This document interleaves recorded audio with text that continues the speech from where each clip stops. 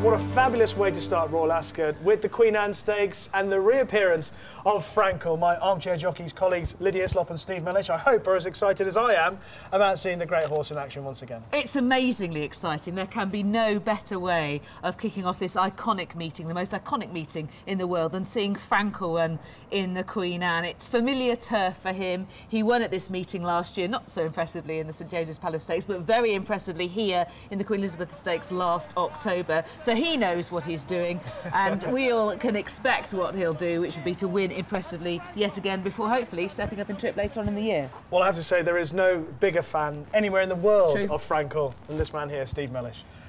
It'll be great. The limited number of opportunities we'll have to see him before, one day he retires, and it'll just be great again. The best horse in the world, strutting his stuff at a place as we know he's proven out, and say what better way to actually start the meeting. How much of a race it will be, I've got my doubts, but it'll be another opportunity to see one of the great horses of our lifetime. Well, Frankel is owned by Prince Khaled Abdullah. His racing manager is Teddy Grimthorpe. I caught up with him recently and began by asking him how impressed they were with his return in the Lock-in Stakes. Well, in every way we were, really, because after his little scare, we were a bit apprehensive going into a sort of Group 1, having missed about 10 days. So to get him back on track and really the way he did it was just really pleasing, and we were delighted with him. He's got this incredible stride, so a lot of other horses, you can see it in his races when he's racing and he's taking one stride and the other horse behind him is just having to do that little bit extra just to keep up with him.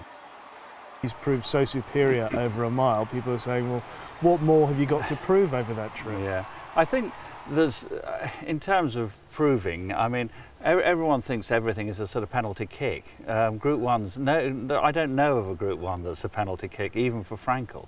We want to actually get him up to 1.25 miles, definitely, because that gives him a bit more range, and the whole point of keeping him training, really, was to do something a bit different. I think from the Prince's point of view, I think he wants to let Henry make him as good as he can be. If he's remembered for being one of the greatest milers, or the greatest miler, or the greatest mile-and-a-quarter horse of all time, or up there, that would be pretty good for us. You know as well as I do that 90% of people who will turn up to Ascot on the day, they are going to think that this is just another walk in the park for Frankel. I hope it is. So Frankel is going for his second win in the Champion Series just this season. He, of course, won the Lock-in Stakes, and Teddy Beckett, or Teddy Grimthorpe as he is known now, was saying that, whilst impressive, he expects him to be a little better now. That's understandable, because one run-in means that he's more settled into the racing and training pattern. There was a little bit of freshness on display, not as much as I feared might be in evidence, and if anything, he was more impressive in the Lock-in than he has ever been before, which is quite incredible. It was amazing, Steve, that for his first run of the season, he was up against Celebration, who had already run for Aidan O'Brien, yet Frankel still, or even actually added to his superiority over the same horse. Oh, he definitely added to it, and the most striking thing was the moment when he was just asked to move up to Bullet Train, how everything behind was in trouble, instantly, everything. And I thought he was brilliant. I mean, as you said, very slightly keen early on. That aside, it'd be pretty hard to crib him. He's getting more sensible. I mean, he is, and they've said all along they think he is getting better. Indeed. There's every chance he might be. Is that moment? Just describe what you mean when he made his move and he had everything in trouble. What outward signs can you see from the jockeys and horses that show that the horses in behind are struggling to keep up with Frankel? A good question. He's sat sort of second place to his pacemaker, Bullet Train, and he's moved out with Tom Queally. Mainly motionless, maybe just slightly moving his arm just to get the horse to accelerate. Suddenly, every horse behind them, we know they're good horses. Celebration is a very, very good miler. It's suddenly the jockeys are urgent on them. You can tell instantly there is a sense of panic about trying to get to Frankel from a long way out without, and he hasn't exerted himself. And from then onwards, it becomes a procession. And I personally think watching processions like that are pretty good, because you're seeing someone perform at the very top of their ability. Yeah, actually, just picking up on that, there's been a lot of debate about Frankel and where he should run, who he should run against, what competition he faces. They're sticking to 1 mile. Teddy Grimthorpe was saying that they want to maintain that dominant over the miles for the moment, because he feels that whatever Group 1 race over a mile they run in, it's a significant test. Just give us your thoughts on the debate about who he should race against and what distance he should race to prove either his greatness or his worth as a stallion. Well, we've had the discussion before that I think in order to prove greatness, you have to show durability. In my view, this is a personal view, durability and versatility. So I would like to see him show superiority over a distance other than a mile. When they do that this season, as long as they do it this season, I'm quite happy for Sir Henry Cecil to decide how he makes the horse ready for that test. It's not something you can necessarily do like that. Yep. It is something that clearly Sir Henry has got a plan that he is going to do. So he's going to follow that plan and execute it in his time. In terms of the sort of clashes, such as Frankel versus Black Caviar, Frankel versus Camelot, I'd love them if they're going to happen organically. And there is a possibility that they could happen organically with Camelot. They might meet at York, for example, in the International Stakes, which is one of the races in the British Champions Series. If she was ever going to meet Black Caviar, it was likely to be manufactured at a trip that was shorter than her best, and longer than her best, rather, and potentially at a trip shorter than his best.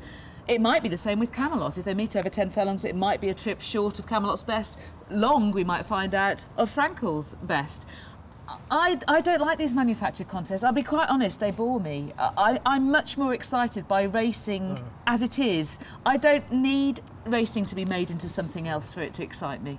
Finding the natural pattern of events where the horses end up meeting, Steve, seems to give it more context rather than taking two characters in the main plot out of where the parts they're playing. Well, definitely true. But you remember back to the show before the locking, when I went down and was talking to him. So you've got to put some faith, I think, in the trainer here. First of all, this was a horse when they first had him who they spent a long time trying to get to settle, right? It's not been a straightforward, this has got loads of talent, he's brilliant all the time. They've helped make him into, the talent was already there, but they've harnessed it into being the horse he was. We're just commenting on how better he appears to be getting, how the lock-ins, we show signs.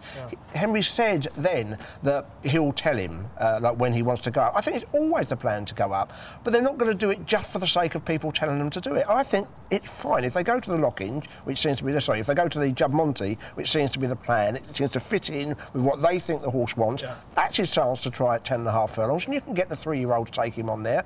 Goes to the Sussex Stakes, it's not necessarily the same horses.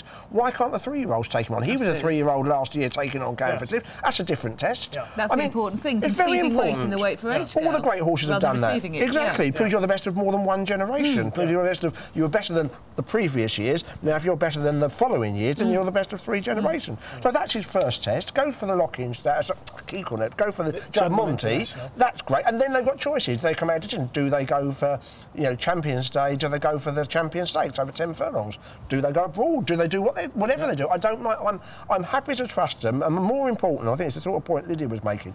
I want it to happen because it's right for the horse, not because a whole series of people say we want to see it and we want to see it now. It'll happen. If we stay sound, it'll happen. That's good enough for me. Celebration. He is, without doubt, a top-class horse, but he's significantly, now we know, inferior, despite being very good, to Frankel. He's 4-0 down, isn't he? And he was beaten by a more comprehensive margin in the Lockinge, having had a run before that, and Frankel was first time out, than he was in the Queen Elizabeth II Stakes. So I think Celebration is going to have to settle for being second best. The strong suit probably has it all to do against Celebration, far less Frankel. I think so. The Hannons are quite front foot trainers. They like to take their opportunities. Even if things aren't quite right for them, they tend to go for it. So I was quite surprised when Strong Suit was pulled out of the Lockinge because of the ground, but that's what they did. They're coming back to a track that we know that Strong Suit is effective on. I do fear that he's going to struggle with Celebration, let alone Frankel. And I'm worried about the trip. Does he truly stay a mile? He might do, but he's got that to prove. One horse who likes the track here at Ascot is Side Glance, and it was good to see him back to form recently. Yeah, as Epsom, that was a good performance, and he's got a really good record at Ascot. He'll run well. He definitely isn't good enough to win, but he'll probably pick up some places, and he'll be staying on. He gets a trip thoroughly, and he's worth his place, but he won't be winning.